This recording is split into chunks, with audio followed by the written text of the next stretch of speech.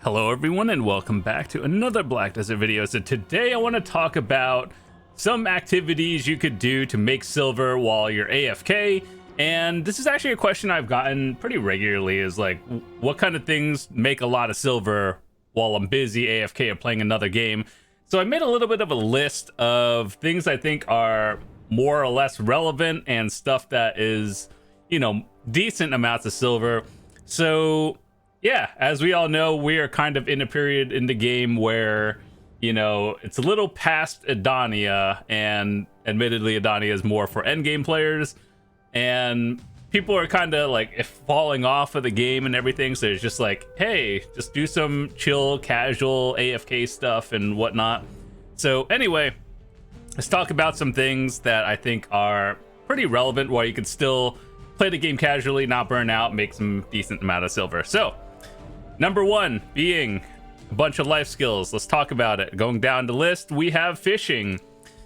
Fishing got buffed about a year ago, and it is actually good now. So yeah, I have a video talking about places that I think are good, how to get started with fishing. So I'm gonna skip all the basic tutorial spots. I'll leave a link in the description to the video if you care about watching that and you want to learn. But some of the spots that I wanted to talk about, and you know, just I think are pretty good. Obviously, the beginner zone is basically Velia Coast or beach, right? So as we all know, the more mastery you have, the more silver you make, whatever you're doing, just because mastery is affected by like everything. So basically, how do you know? Hover over the tooltip over here, and then they'll just tell you, it's like, oh, what does more mastery do? And then it'll basically tell you. So with that said, yeah, entry zones, Velia Beach is a very consistent one. Now, how do I describe this to people who are like new to fishing? Velia Beach is consistent silver. It's not the top, it's not the bottom. It's just in terms of silver, overall, you'll get the same amount more or less every time you do it. Whereas if you want to go into higher areas and like make more silver, the best spots are always in Margoria, like that, out in the ocean. Obviously, that makes more sense if you're in like non-safe zones and stuff. Like you're fishing out in the middle of nowhere that's like abundant and not exhausted. You'll be making more silver in general. But I want to talk about some like easy ones that people can get into. So Velia Beach around the coast over here, just like, you know, where everyone is fishing. If you don't know where it is, look for like 100 other people doing one thing and then they're fishing. So yeah, this is a very good starter area. Some other ones that are good are down in Altanova, down by the pier over here. This one is a very solid spot. If you have a boat and want to go like AFK, Tigris Island is also good. There are people that go down fishing in Adania, which is the new area, which is like on the island over here. And around the coast over here, I think are also pretty decent from my testing. I, you know, in like a 24-hour period, made decent amount. And then there's some spots down here by Hakovin Island. I've also tested fishing down here. So what you would do is basically right now, since there's nothing out here, you'll hit an invisible wall around here, right? So basically, you send your boat to Arihaza, and then, or you can also just go around here the entire path and then bring your boat that way. Or you could get your boat to Encado and then swim around or like boat around. So the wall over here is decent. People fish at Hakovin Island, which is pretty decent as well. And of course, there are plenty of other spots that I've seen people fish, but I don't know all of them. Land of the Morning Light has a few decent ones, which admittedly I don't have a lot of time with, but you know, by the well, if you come down here, when you turn in your fish, there's a little river over here. It's decent. I see some people fishing here in the top of it. And so on. There's more spots like, you know, down here and everywhere else, but ultimately I think the relevant ones would most likely be Velia, Tigris Island over here, and Altanova, like the boat spot over here. All right, so that's fishing in a nutshell. Fishing is probably the #1 AFK activity, and I think it's really worth doing. Next thing I want to talk about is, this is not so much an AFK thing, it's more that you set it once and then you check again like monthly, and then you do it. So, Imperial crates. What is that, you may be wondering?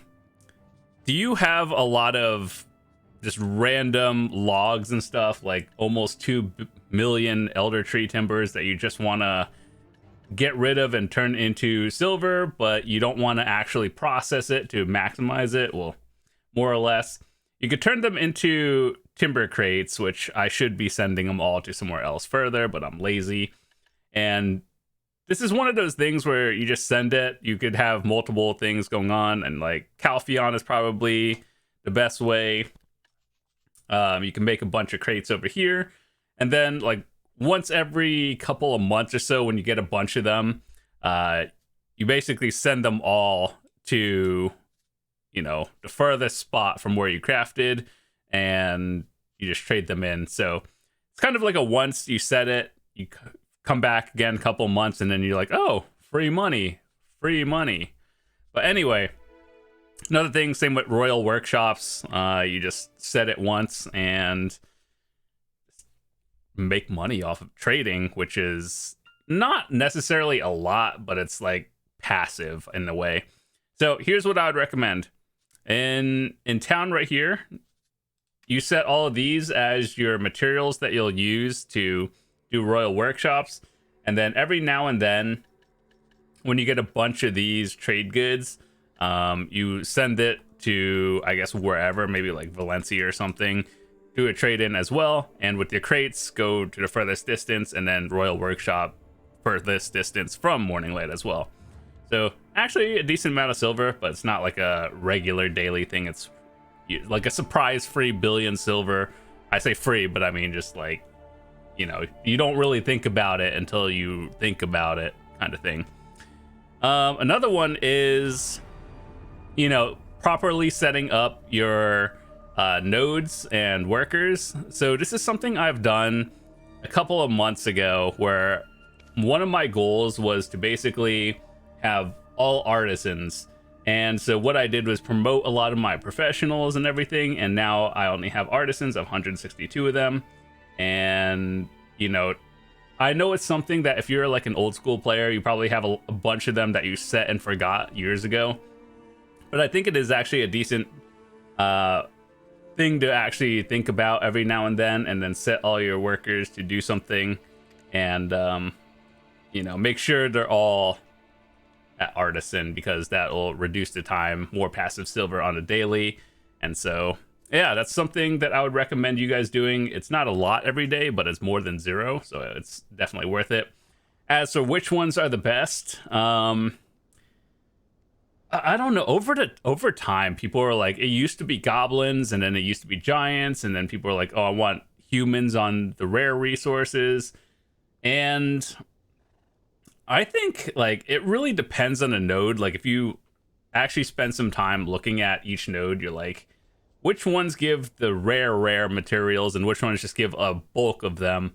So like the rare ones, you probably want, you know, I guess more quantity, but then it really, like, ultimately at the end of the day, it really just depends on what kind of skills your workers get. It is kind of like a beyond end game. So like once you already have all artisans, you kind of min-max your workers in terms of like, you see how it says like mass production work speed or movement speed, reducing the time.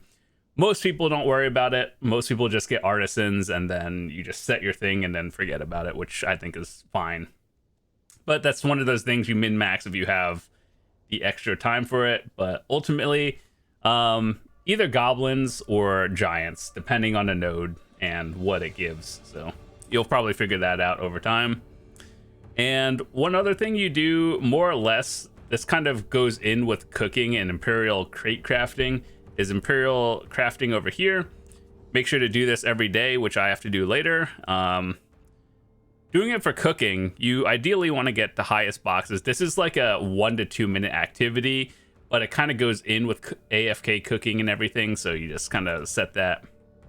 And then Yeah, some other life skills that you could do over time are cooking, alchemy, processing.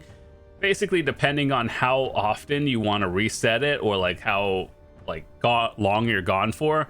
So like if you're gone for about like an hour at a time, you probably want to do alchemy, simply because there is no mass alchemy, whereas there is for cooking. So it goes by a lot faster with cooking, slower alchemy, and then the processing is really just whatever materials you have kind of that don't go into the other two. So if you want contribution points and a lot of other things, you know, depending on your materials, cooking will probably be more profit and, you know, goes by a lot quicker to burn your materials. Alchemy is a slow one, but, you know, there's a lot more things that people actually need. So in my opinion, although they kind of function the same way, I think cooking is more profit, although it really just depends on your server and what you're making, because profits change every single day for both of these, and then same with processing. But yeah, processing is one of those things that you kind of check every, I don't know, like 30 minutes or so. And like, for example, make sure to send all your stuff to like certain towns when you're doing all this stuff, and then process it and then turn it into something else. What I would recommend to all of you is, in a general sense, instead of selling the raw materials, turn them into something that makes more profit. What that is, that changes on the regular. So if I told you something now, it could be irrelevant tomorrow. So just look at the market, find something that's like, what is there a shortage of, and then try to make something that you think will sell for a lot more. So yeah, basically these gathering, fishing, hunting, you get the raw materials, and then you use those raw materials for cooking, alchemy, and processing, and so on. All right, so the next thing I want to talk about is horse training. So this one actually got buffed a couple of months ago, and horse training is basically a different way. So like if you are just going for horse training to level up and, you know, get the fastest horse you can, you just basically, the higher level, the higher stats it can roll. But that's different from profiting from training. Like there are people that sell, like, just catch horses, breed, sell them, versus people who are doing that to get the treasure items. And then you know, there's active and then there's AFK. So the AFK one is getting your horse, you know, training for them on a wagon, going AFK for like 24 hours or something, I don't know, 12, whatever your durability on your wagon is. And basically once they hit like level 30 or something, you sell them on the market, and then that's a decent amount of silver these days, or turn them into tier 9s and 10s every now and then. But the active way is actively catching horses and then going out to breed them and stuff. That's more XP versus just getting them to max level and then selling it. All right, so next thing I wanted to talk about was sailing and bartering. Now, I would consider sailing and bartering semi-AFK. They don't really make the most silver in 2025, simply because straight up grinding is a lot better.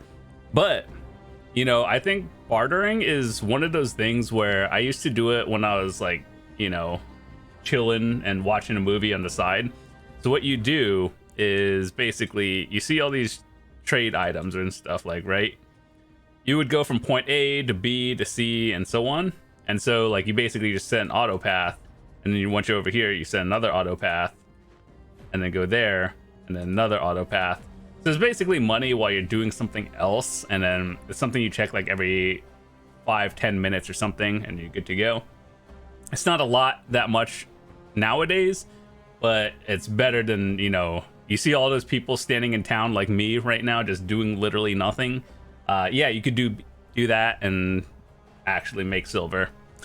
All right, so those are some things that I think are decent to make silver. Obviously fishing is probably the best one to do, but the best way to maximize your silver and make more over time is just look at the mastery and make sure all your buffs are applied for everything and so on. But just go down the list over here and be like, what does more mastery actually give me? And then you just look at what it does. Fishing is, you know, like you want to get the higher prize catchfish, right? If you get the pink dolphin, free 1 billion, that's always nice. Cooking is like AFK, but then you actually have to sell it and then turn it into new things. So it's like, that's a semi AFK. Alchemy, same thing. It's semi AFK, but a little bit longer.